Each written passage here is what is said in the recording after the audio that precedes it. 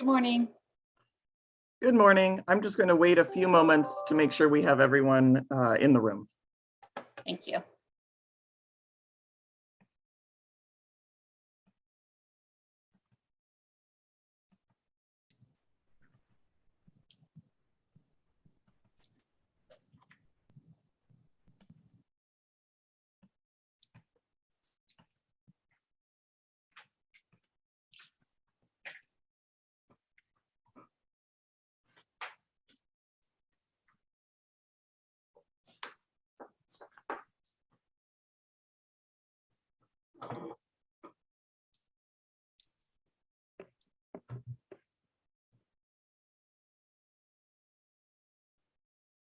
All right, it looks like we have everyone in from our waiting room, so I'm going to go ahead and get started.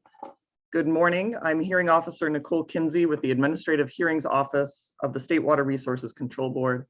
It is February 15th, 2022, and this is a status conference for the petitions for partial assignment of state filed applications 12919 and 12920, and water right applications 12919C and 12920B filed by Mendocino County Russian River Flood Control and Water Conservation Improvement District, which I will call the Mendocino District from now on. This status conference is being held in accordance with the notice of status conference issued by my office dated November 9th, 2021. This status conference is being conducted by Zoom web conference and is also being broadcast live on the AHO YouTube channel. Both the audio and video are being recorded, and we will post files of this recording along with the Zoom generated transcript to the AHO FTP site. The YouTube recording will also be available on the AHO YouTube webpage. If at any time you are experiencing technical difficulties trying to communicate with us during the status conference, please send an email to the AHO at adminhrg@waterboards.ca.gov. AHO staff will be monitoring that email inbox and can alert me.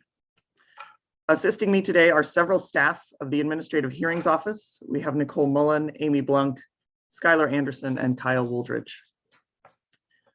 I'd like to go ahead and move to appearances. To do that, I'll identify each of the entities that previously filed NOIs, and if you would please then unmute your microphone and state your name.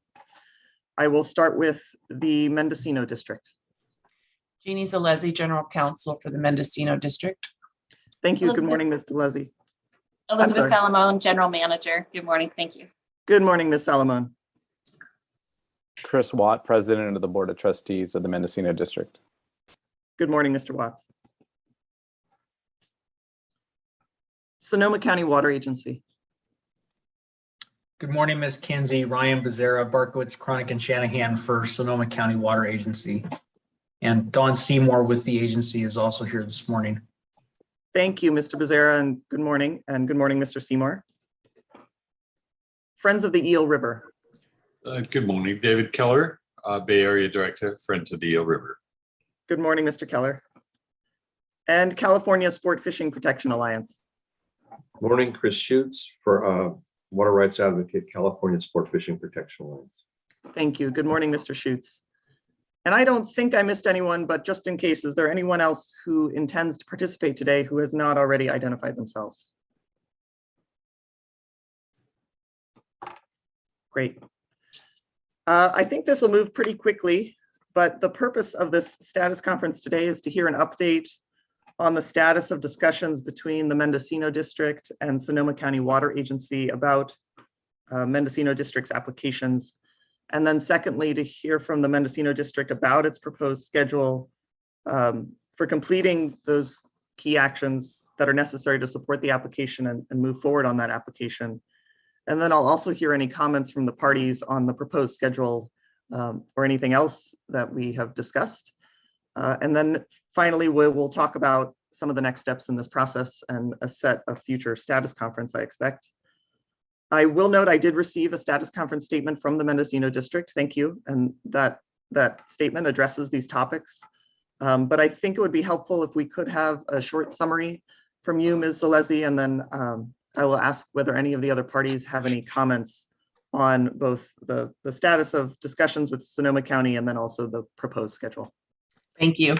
And just to briefly summarize, what we're really focusing on with our schedule and with our efforts is to get an engineering expert online to do a water availability analysis that focuses on using surplus water instead of water that may have been available under the original applications. And I will let Chris and Beth talk to the efforts to hire that expert. What we may find out from that expert work is that we need amendments to the existing application, or in fact may need a new application. So unfortunately, we're in limbo right now because we're changing direction. We don't know exactly which steps we need, but we are committed to getting that work done so that we can let all the parties know what our next steps will be. I think that really covers what we're focused on now. If there are questions about the status conference statement, I'm happy to answer those. And I will let Beth talk about how the meetings with Sonoma County Water Agency have gone. And then Chris can probably talk about efforts to hire the engineering firm. That would be great. Thank you, Ms. Alesi. Well, hello, everyone again. So we have been meeting with Sonoma Water regularly on various issues. And it seems every time we meet on various issues, we talk about all the various issues. So I think we've developed a very good dialogue. We are feeling as though we are moving towards being partners, really strong partners in the watershed. And we have met several times about this issue, the latest particularly with the attorneys and a big team of folks. And I think it went really well. We had positive response from Sonoma Water staff, and I'd invite them to comment on that if they'd like to. Let's go ahead. I will, Mr. Becerra, if you would like to comment on how the meetings are going, this is probably a good time to do that. And then I'll turn back to you, Mr. Watt. Thank you very much. Yes, I at least personally participated in one meeting. I do think it was positive. I understand from Sonoma County Water Agency representatives that they think the discussions have been positive. Obviously, with the Mendocino district doing engineering analysis, we'll have to see what that produces. But as of now, I think it's all been very productive in relation to this this matter. And I invite Dawn to explain further if he likes. Yeah, Go ahead. I'm sorry. Yeah, I would agree with both Beth and Ryan. The meetings have been very positive, and based on the information so far they've provided, it's pretty high level, and obviously the feasibility work needs to be done. But the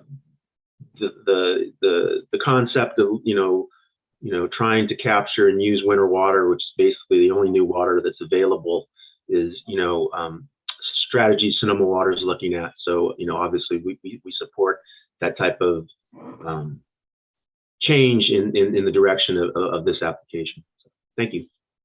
Thank you. If I might add a comment or two. Sure. As Dawn was just saying that, I had a memory that the discussion about using this surplus water when it's available as the only new water in the system, I liked that, Dawn. That idea that we had, for me, came it was birthed by my discussions with Sonoma Water staff, that this was the way forward. And I didn't realize that until you just said that, Dawn, but it feels like a nice loop to everything that staff at Sonoma Water expressed, in discussions about the forecast informed reservoir operations and the future of the watershed and the water supply, that this was the new focus area. This was the new discovery, was how to capture and use that surplus water in the winter. So that is the focus. Sonoma Water and the Flood Control District or Mendocino District are working closely on water management year-round now because of conditions in the system. And I think State Water Resources Control Board staff are looking to us to help set the tone for the rest of the water users in the watershed. And so I think this is a really good step forward, setting the example to shift our focus from something like firm yield to what really is available and how we can best use that for the entire watershed, and not just for people, but for the environment and protecting that, because we do use that as our delivery system and our storage system, and we need to take care of it. So I'm really excited about possibility of this in building relationships as well as the results. And I was able to speak to Chris Schutz, and I do have a meeting that I'm trying to schedule with David Keller as well to further discuss issues. Thank you. You anticipated one of my questions about conversations with the other protestants in this proceeding. So thank you for that. And then with that, I think Ms. Alesi mentioned Mr. Watt may have an update on the hiring of the engineering firm and how that is going. Yeah, I know. I don't know if Chris wants to weigh in. I just know there has been some frustration with talking to engineering firms and their work load and being able to assist. So Chris, I don't know if you want to add or if that says everything. Yeah, I mean, as you can imagine, hydrologists are in high demand, and we've spoken with 3 different firms, and 2 of them said they couldn't meet our timelines. A third, I have encouraging news that we may get a proposal as early as this week. I have a check-in call tomorrow with one of the principals, so hopefully they'll agree to work with us. And another thing I'd just add is that we in our status check-in with Sonoma Water on this topic, we talked about the need to share information and share results as we work through our availability analysis, given the depth of knowledge and information that Sonoma Water's developed for this watershed. We need to work in tandem on that. So, and they were amenable and supportive. So that's all. Thank you. Ms. Alesi, is there anything else you'd like to add? And then before I turn to the other parties for any comments. No, not at this time. Thank you. Mr. Becerra, I'll look to you first, and then I'll go around the room. Yeah, no further comments. Okay, thank you. Mr. Schutz, do you have any comments, particularly about any conversations you may have had with the Mendocino district or the proposed schedule or any other matter? Sure. Let's start with a brief comment about the call I had with Ms. Salome. Salomon. Trying to get these things right. I thought the conversation was positive. I appreciate looking in direction of water available within the watershed. I'll be very interested to see how the Mendocino looks at what water is available, and I hope to be able to have the opportunity to talk with them about some thoughts about how they might go about it as they progress. And overall, I think that the direction of finding alternative supplies is the appropriate direction and a very good one.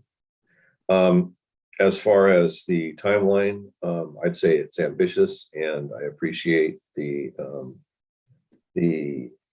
urgency with which Mendocino is moving forward. And I hope they're able to keep the timeline. It would be a good example for other entities that are trying to move forward on water rights application if they are able to meet that accelerated timeline. Thank you. Thank you, Mr. Schutz. Mr. Keller, do you have any comments at this time in addition? Sure. Thank you. And thank you to the district for making this change. I've not yet had an opportunity to talk in more detail with Beth Salmon. I'm hoping we'll do that soon. In general drift on the change of focus, I think, and Friends of the Eel is really supportive of that. The use of surplus water is an important change, and we're looking forward to seeing how that works out and what the water balance is, what there is availability.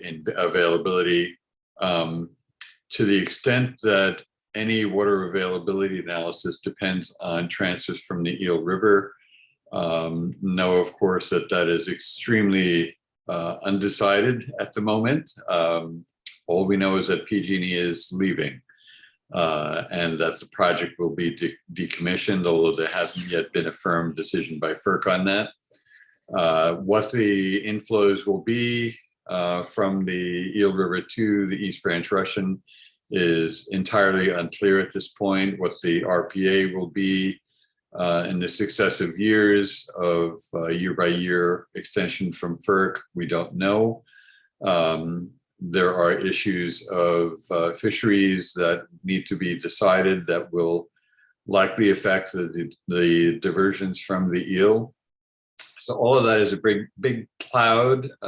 It's going to be interesting to see the range of choices as deciphered by the hydrologist and by the district in terms of their planning. So all of that is still, shall we say, up in the air, and looking forward to seeing what the proposals are. We have no way of judging that at this point. In terms of in-watershed availability of surplus water, I think the report that was published yesterday of the longest drought, most severe drought since the year 800 for the southwestern states points to the questions of what water will be available with what level of reliability for who. And so it's a hard nut to crack looking for extra water, even as surplus water. While we applaud the move towards surplus water, I don't envy the district's work necessary to untangle what will actually be reliably available for them and for for their customers' use. So we're looking forward 3 years to put that in place. Given the variabilities of what's out there, both from FERC and from climate change, seems perhaps a little ambitious, but we'll wait and see. Thank you, Mr. Keller. So I think, thank you for all of your input. This is helpful about how to move us forward. It sounds to me like there is some degree of consensus that the Mendocino district's proposed schedule is appropriate and might in fact be fairly ambitious, which is encouraging. I realize, there may be some obstacles getting an engineering firm on board. That's sort of a prerequisite to getting a water availability analysis. So what I'd like to do, what I propose to do is set that I would issue a status conference ruling, or after this conference is over, setting those deadlines with the understanding that if there's good cause to change those, we can do that, but that would require some reasoning behind why we would need to extend those deadlines, because I think it is appropriate to move along as we can. That's why this matter is in my office. The other aspect that I wanted to think about whether it makes sense to set these deadlines now or not is I think the response to a water availability analysis, if we do receive that on or around May 31st, then it would be appropriate to set some kind of deadline for the protestants to respond to that water availability analysis, at least as an initial matter. Mr. Watt, I see your hand is up, so I will turn to you. Yeah, I think it's fair to say that as Mr. Schutz and Mr. Keller pointed out, there's a lot of uncertainty and variability in both import water and native water, if you will. And so I think that our first step is going to be a very preliminary one, and probably on the conservative side to inform how we move forward. I don't anticipate we're going to have a complete nailed down water availability analysis. It's going to be something that's going to help shape the direction from there. I just wanted to put that out there. Thank you. That's very helpful. And that I can understand that, particularly at this point, you haven't conducted the environmental analysis. So that makes sense to me, that this would be a preliminary water availability analysis to sketch out the options and the possibilities, if I understand correctly.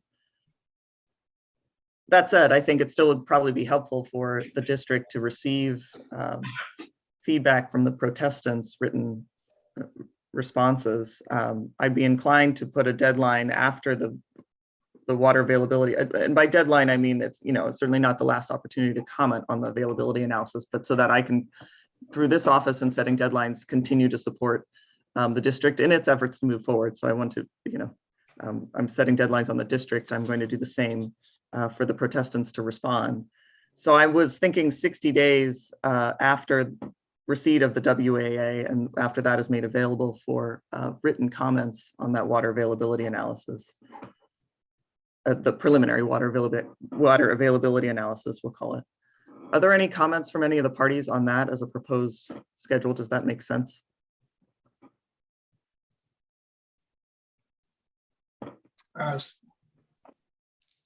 Mr. Schutz has his hand up, so I'll I defer. see, thank you.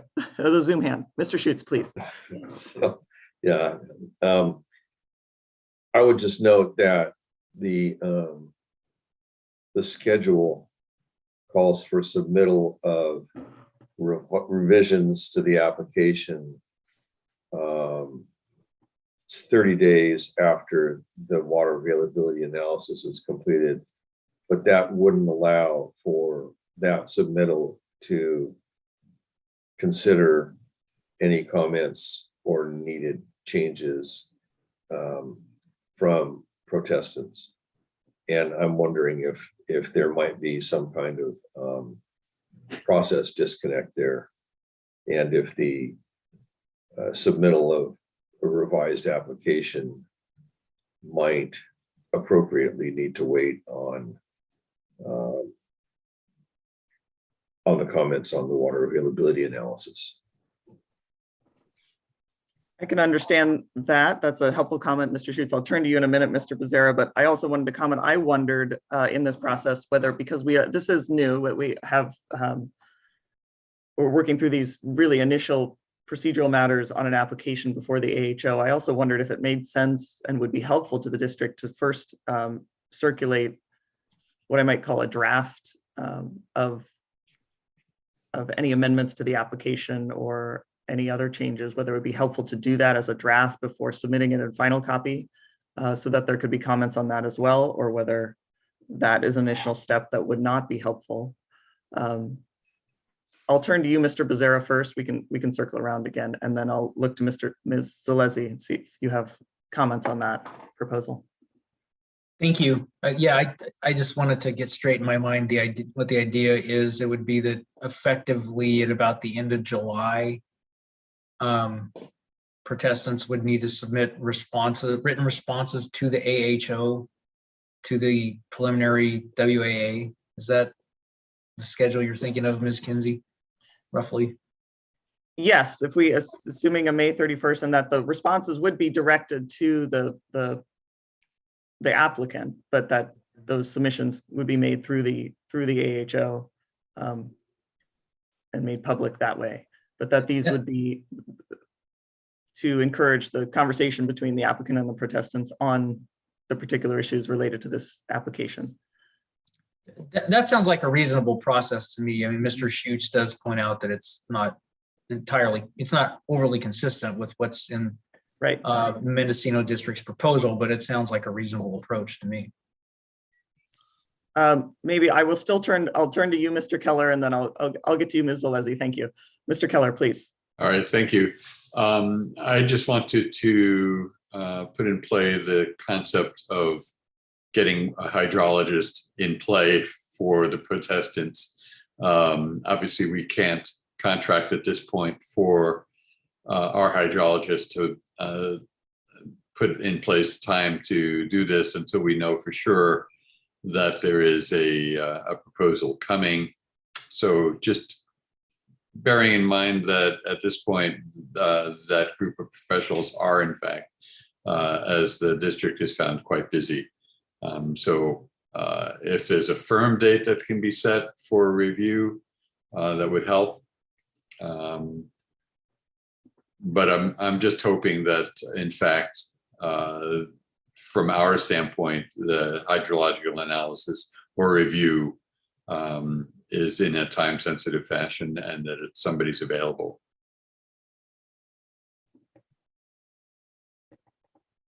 Thank you, Mr. Keller. Mr. Becerra, did you have another comment, or is it your Zoom hand remaining? It's just my inability to operate Zoom after 2 years of I don't using know how it. to turn it off either. Maybe, Ms. Zalesi, I'll turn to you, and then we'll see if there are any more comments. Do you have any responses to this proposal, which may result in a slight change to your proposed schedule? Yes, absolutely, no problem. I think it does make sense to provide a time period after the completion of the WAA for comments to be submitted to us. I don't necessarily agree that it would make sense to send out a draft amendment. What I do think makes sense is to leave a time period after we receive those comments for the district to consult with those that have commented, and to work, with CalSPA or Friends of the Eel and their hydrologists to discuss the amendments we think may be appropriate, so that those discussions and meetings will inform the amendments or new application that we put together. I think that would work better than having them review an application. But of course, the ultimate's up to you, but those are just my suggestions. No, that's very helpful. Thank you, Ms. Zalesi. That makes some sense to me. Ms. Salamone, I see your Zoom and your actual hand raised. I realize my Zoom hand is kind of swallowed up by my window there. So thanks, Jeannie, for setting that out. And I'm going to go further and mention, as we did with the draft response, the status conference update, we shared that with the 3 protestants and held discussions. I mean, obviously I have to still talk to David, but I'm very willing and would invite that consultation throughout the process. I know that we're going to be working closely with Sonoma Water the entire time on the water supply analysis itself. And I always look forward to discussions with Dawn and the other staff at Sonoma. And Chris and David and anyone else from your organizations are always welcome. And I would, ask that we collaborate so that we can incorporate concerns as we go. It's so much more productive than waiting until the end to have formal comments and then have to, I invite formal comments as well, but having to pivot so quickly. I would rather this be a collaborative effort to find something that works for everyone. Thank you. And I appreciate your efforts at conversations, because that makes my role here much easier. One question I have in looking at this, at setting out this schedule, I'm wondering if, and I'll turn to you, Ms. Zalesi, whether we can keep, I hesitate to push back kind of the overall timeline. And I'm wondering if the relationship between submitting the amendments to the petitions and the applications and the scoping notice or the notice of intent to prepare a CEQA document, whether that can somewhat be shortened. So if we're looking at May 31st as a submittal of the preliminary WAA, approximately a July 31st responses from the protestants, and then leaving some period of time for further discussions before the amended application or any amendments to the application are submitted. That puts us probably into, if we built in 45 days, that would put us into mid-September. And I'm wondering if we can avoid pushing back too far that the initiation of the CEQA process, because of course CEQA is the big time challenge here, I assume. Yeah, and I would have no problem condensing that somewhat. So if we have a mid-September date for leaving us time for consultation and to file an amended application, maybe just a week or 2 weeks after that to begin the CEQA process. Okay, good. I'll do end of September, roughly. Thank you for your. And of course, we will keep in touch with all of the parties if we're having trouble meeting any of these deadlines and explain what's happening. So, we want to keep the dialogue open. Good, thank you. And then with that, since we're talking about the timeline, I think what makes sense, I would like to schedule a status conference about 6 months out. I think after the July 31st deadline for responses, just to see where we are. I realize we will have some deadlines past that date, but I was looking at sometime in August, probably mid-August, for us to schedule. That would be exactly 6 months out. So if we can flip in our calendars to August 2022, please. I'm doing now.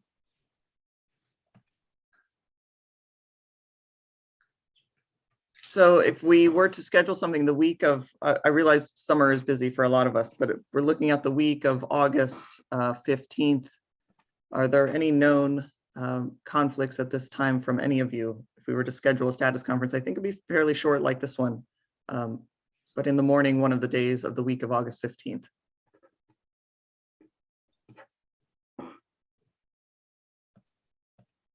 I don't have any conflicts at this point. It is with children and school and starting and everything, it's a little hard to predict, but I think we could get something on the books. Thank you. I can also Wednesday complete and that. Thursday is bad that week in the morning for me, but the rest are clear. Thank you. And Mr. Schutz, I see your hand up.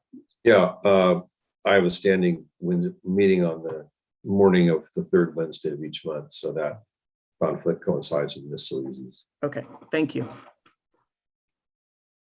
Let's narrow it down and let's say I'm looking at, I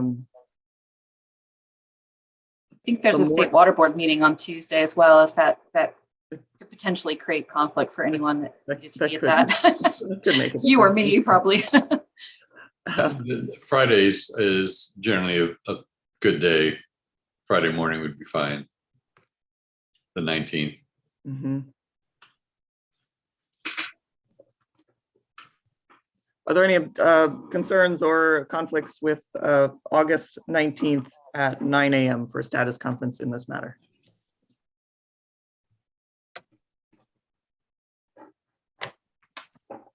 All right, I will set that out, and I will set out in a status conference ruling shortly after this we've completed here, and memorializing what we talked about, a May 31st deadline for the preliminary WAA, July 31st deadline for responses, a status conference on August 19th, a filing deadline for any amendments to the application and petitions of about September 15th. I haven't looked at the calendar whether that's a weekday, but approximately September 15th, and then approximately September 30th for beginning the CEQA scoping process.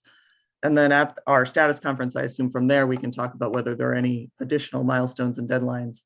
I appreciate all the conversations that you've had this far. It sounds like you have a good dialogue going, both with, thank you, Ms. Salamone, both with Sonoma County Water Agency and begun the process with the environmental groups and their interests. So thank you and I encourage you to continue that. That will make things move smoother for me. So I appreciate that as we move forward. And unless there are any other comments, I guess I'll pause and ask whether there are any other comments before we adjourn for the day. I just have one, which is I love that Snake River photo that you have behind you. You've recognized it. Oh yeah. I appreciate that. I need something. So thank you very much. And we are adjourned for another 6 months, but I hope maybe I'll see some of you in some of these other matters. And thank you for your time this morning. I really appreciate it. Thank you very Yeah, much. thank you. Thanks, everyone. Thank you very much.